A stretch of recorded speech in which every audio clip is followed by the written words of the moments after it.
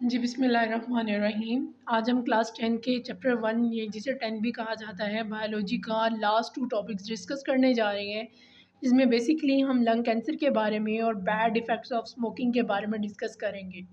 अगर सबसे पहले लंग कैंसर की बात की जाती है तो इससे पहले भी हमने रेस्पिरेटरी डिसऑर्डर्स पढ़े हैं, जिसके अंदर हमने एम्फिसीमा, निमोनिया और भी लंग्स के रिलेटेड सारी डिजीज़ को डिस्कस किया था।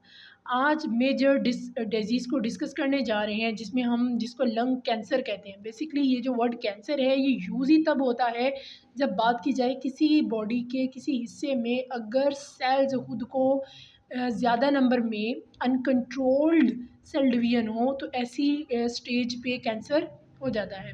तो ये एक ऐसी डिज़ीज़ है जिसमें कहा जा सकता है अनकंट्रोल्ड सेल डिवीज़न होती है लंग्स टिश्यूज़ में, जिसकी वजह से जब ज़्यादा सेल्स बनते हैं तो वो लंग्स के अंदर ट्यूमर्स बनना स्टार्ट हो जाते हैं। अगर इसकी सिम्पटम्स की बात की जाती है तो जिनको लंग कैंसर होता है उनके शॉर्टनेस ऑफ ब्रीथ होती है, साँस बड़ी मुश्किल से आता है उन्हें, कफिंग होती है, बार-बार खाँसी लेते हैं, बहुत ज़्यादा खाँसते हैं, वेट लॉस और वो बहुत नडाल से होती हैं, उनका वेट बहुत कम होता है और वो कमज़ोर रहते हैं। अ, ये मेन वजह है कि जो स्मोकर्स होते हैं उनका वेट लॉस ज़्यादातर रहता है।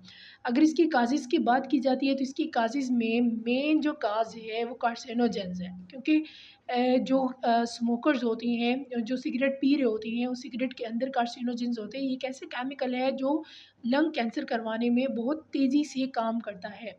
कार्सिनोजेन्स सिगरेट के स्मोक में होते हैं। इसके अलावा हमारे पास आयनाइज़िंग रेडिएशंस हैं। अच्छा, ये रेडिएशंस ऐसी हैं जैसे कि एक्स-रे करवाने के लिए या फिर अल्ट्रासाउंड करवाने के लिए या डिफरेंट आयनाइज़िंग रेडिएशंस को यूज़ किया जाता है। अगर ये मिसयूज़ हो जाए तो उससे भी कैंसर हो जाता है। वायरल इन्फेक्शन की बात की जाती है तो जब किसी बॉडी पर वायरस अटैक करता है या रेस्पिरेटरी सिस्टम पर वायरस अटैक करता है तो वहाँ से भी लंग कैंसर हो सकता है। लेकिन जो मेन काज़ है लंग कैंसर की वो स्मोकिंग है। सिगरेट स्मोक के अंदर 50% जो 50 कार्सिनोजेंस हैं उन्हें जान जान चुके हैं हम, और उनके बारे में मज़ीद डिटेल से रिसर्च हो रही है और कैंसर से बचने के लिए बहुत सी तदाबीर अपनाई जा रही है। नेक्स्ट हमारा जो मेन इसके अंदर एक पॉइंट था जिसे मैंने डिस्कस करना है वो है पैसिव स्मोकिंग। अगर पैसिव स्मोकिंग की बात की जाए तो एक तो स्मोकर वो होता है जो स्मोकिंग कर रहा है, जो सिगरेट को पी रहा है, जो खुद सिगरेट ले रहा है, उसका धुआं अंदर लेकर जा रहा है। लेकिन एक कुछ लोग ऐसे होते हैं जो सिगरेट तो नहीं पीते, लेकिन वो ऐसे लोगों के राब्ते में होते हैं या रोज़ाना डेली बेसिस पर ऐसे लोगों के साथ उठना बैठना होता है जो सिगरेट पी रहे होते हैं और उनके साथ वो सिगरेट को धुआं अंदर लेकर जा रहे होते हैं। लेकिन सिगरेट का धुआं जहाँ से अंदर जा रहा होता है वो फ़िल्टर्ड एंड होता है, यानी वहाँ पर एक फ़ोम लाइक होता है जिससे धुआं फ़िल्टर होकर उनकी बॉडी में जाता है।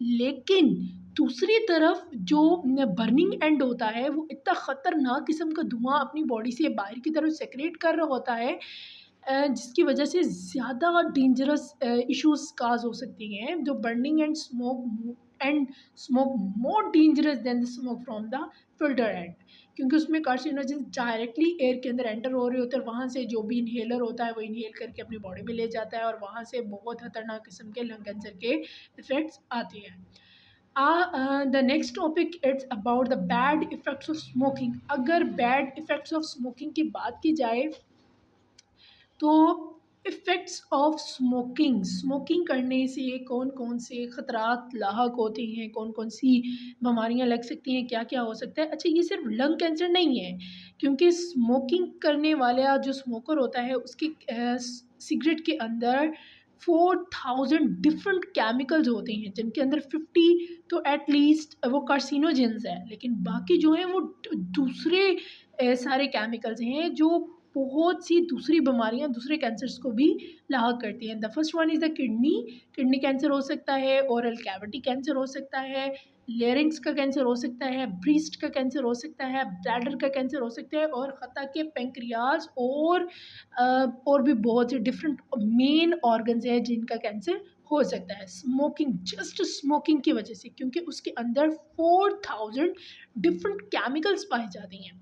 मैनी केमिकल्स इन तंबाकू smoke damage the air passage वे, यानी कि हमारी जो trachea, wind pipe, oral cavity, यहाँ सारा भी हो जाता है ये कि स्मोक की वजह से, तंबाकू की वजह से वो सारा एरिया डिस्टर्ब हो जाता है। माउथ कैंसर, ये यहाँ मैं बताना भूल गई कि mouth cancer, oral cavity cancer, जो बहुत ज़्यादा अक्सर सिगरेट के डिब्बे पर भी उसका बना होता है कि ये मेन कैंसर करवाने के लिए और इसे तंबाकू नोशी से परहेज़ करें, लेकिन फिर से तंबाकू वही यूज़ किया जाता है और ये कैंसर लीड करता है एम्फीसीमा जैसी बीमारियों को और रेस्पिरेटरी डिसऑर्डर्स को, यानी कि जो स्मोकिंग की जाती है और धुआं अंदर लेके जाया जाता है कैंसर के अलावा ये एम्फीसीमा जैसी और दूसरी रेस्पिरेटरी डिसऑर्डर्स को भी लीड करता है।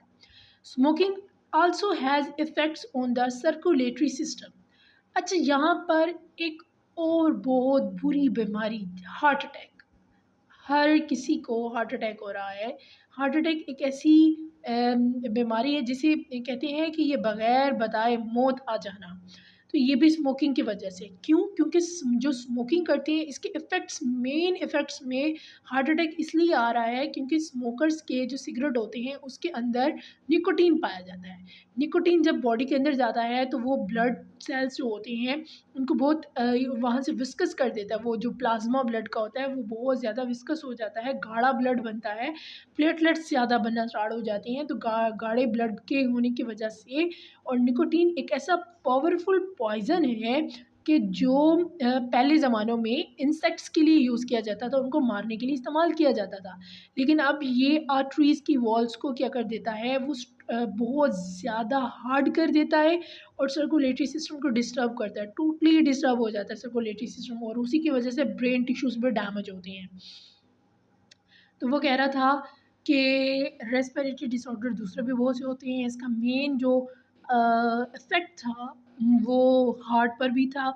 अच्छा, कार्बन मोनोऑक्साइड प्रेजेंट इन तंबाकू smoke lessons the oxygen carrying. अगर CO2 की बात की जाती है तो कार्बन मोनोऑक्साइड इतनी खतरनाक गैस नहीं है जितनी कार्बन मोनोऑक्साइड है। कार्बन डाइऑक्साइड गैस इतनी खतरनाक नहीं है जितनी कार्बन मोनोऑक्साइड गैस है, और ये इस तंबाकू के स्मोक के अंदर पाई जाती है और जो ऑक्सीजन कैरिंग कैपेसिटी को कम कर देती है। यानी कि अब हेमोग्लोबिन का काम ही क्या है, ऑक्सीजन को कैरी करना, ऑक्सीजन को लेकर ब्लड के अंदर स्टोर करना और जगह जगह हर सेल को वो ऑक्सीजन देना।